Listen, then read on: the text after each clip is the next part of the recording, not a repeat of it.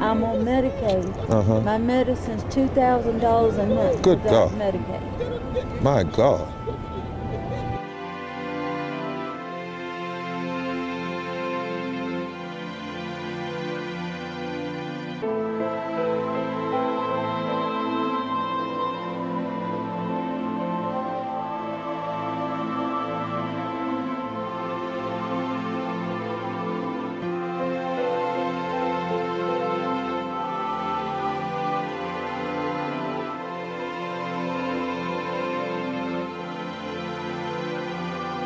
When I became a physician in 1979, I took an oath that had been, and a prayer that had been written by a guy named Moses Maimonides. In it, it said, "In thine eternal providence thou hast chosen me to watch over the life and health of thy creatures."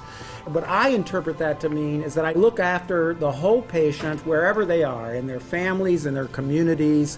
I look at what legislation can affect my patients, and I act on that. So what Governor McCrory, Tom Tillis, and Phil Berger and their acolytes have done have passed a series of laws and made decisions that are directly harming my patients, okay?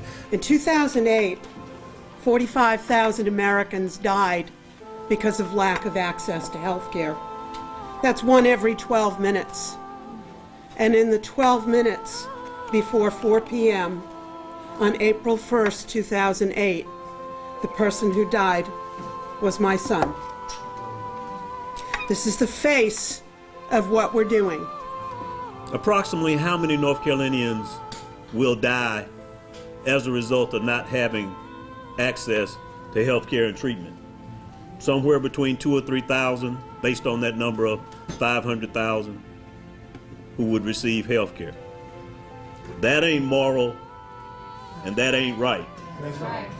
And you can't claim that cloak of governance under God and then turn around and decide that you'll deny the most basic health care to that many of your fellow citizens.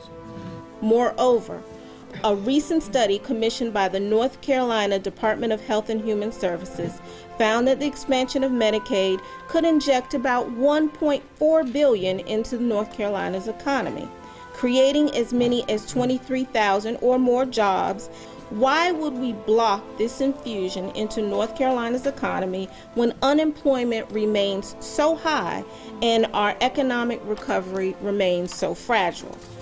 On a daily basis, we're hearing from some of our constituents who go onto the federal marketplace and say that they realize that they don't qualify for some of the policies, but they're actually eligible for Medicaid, only to realize that they're unable to move forward with the process. Some of them are actually candidates for full medical support. However, without the expansion, they're denied all of it. Therefore, they cannot get insurance, and they also will remain uninsured in 2014. That lack of health care access, lack of insurance is a big problem. People who lack insurance are sicker. Don't you always spout scripture? Well, now is the time to show what you really believe. That's right. That's right. And what have we determined? You're not your brother's keeper. You don't believe in human capitals. You don't believe in taking care of North Carolinians. The political gamesmanship must end. There is too much at stake not to find a policy that will not indeed help all of the people.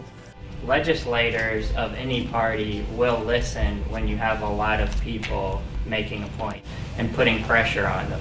So we do have to continue this movement, continue building political pressure.